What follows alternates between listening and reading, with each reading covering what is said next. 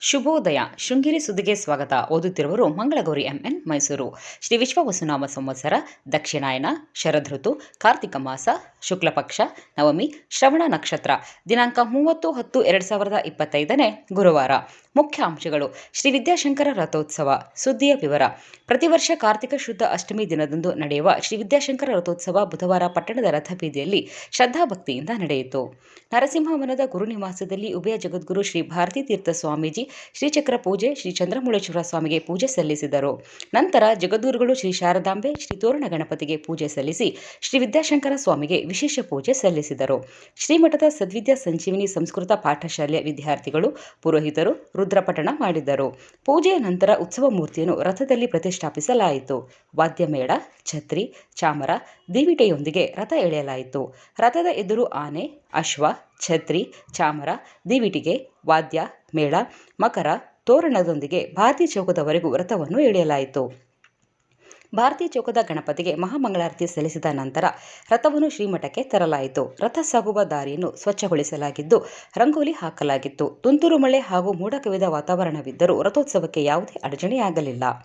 ಹಿನ್ನೆಲೆ: ದಕ್ಷಿಣಾಮ್ನಿಯ ಶ್ರೀ ಶಾರದಾ ಪೀಠದ 10ನೇ ಪೀಠಾಧಿಪತಿಗಳಾದ ಯೋಗಿಗಳು, ತಪಸ್ವಿಗಳು ಆದ ಜಗದ್ಗುರು ಶ್ರೀ ವಿದ್ಯಾಶಂಕರ ಮಹಾಸ್ವಾಮಿಗಳ 691ನೇ ವರ್ಷದ ಆರಾಧನೆ ಮತ್ತು ರಥೋತ್ಸವ ಇದಾಗಿದೆ. ಸುದೀರ್ಘವಾಗಿ ಪೀಠವನ್ನು ಅಲಂಕರಿಸಿದ್ದ ತಪೋನಿಧಿಗಳು 1330ರಿಂದ ಲಂಬಿಕಾ ಯೋಗ ಎಂಬ ಕಠಿಣವಾದ ಯೋಗ ಸಾಧನೆಯಲ್ಲಿ ನಿರತರಾಗಿ ಇಂದಿಗೂ ವಿದ್ಯಾಶಂಕರ ಲಿಂಗರೂಪದಲ್ಲಿ ಭಕ್ತಾದಿಗಳಿಗೆ ದರ್ಶನ ನೀಡುತ್ತಿದ್ದಾರೆ ಎಂಬ ನಂಬಿಕೆ ಇದೆ. ಶ್ರೀಮಠದಿಂದ ಹೊರಡಿಸಲಾಗುವ ಪತ್ರಗಳು, ಶ್ರೀಮುಖಗಳೆಲ್ಲವೂ ಶ್ರೀ ವಿದ್ಯಾಶಂಕರ ಎಂಬ ಮುದ್ರೆ ಒಳಗೊಂಡಿರುತ್ತದೆ.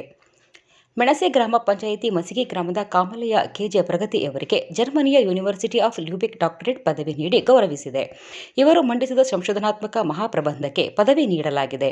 ಇವರಿಗೆ ಟಿ.ಎಂ. ಭುಜಂಗ್ ಇವರು ಮಾರ್ಗದರ್ಶನದಲ್ಲಿ ಸಂಶೋಧನೆ ನಡೆಸಿದ್ದರು. ಇವರಿಗೆ 2017ರಲ್ಲಿ ಯುರೋಪಿನ ಶ್ರೇಷ್ಠ ಯುವ ವಿಜ್ಞಾನಿ ಪ್ರಶಸ್ತಿ ದೊರಕಿತ್ತು.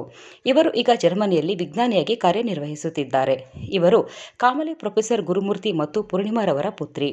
ಗುಡ್ಡೆತೋಟ ರಘುಪತಿ ಮತ್ತು ಜಲಜಾಕ್ಷಿರವರ ಮೊಮ್ಮಗಳು.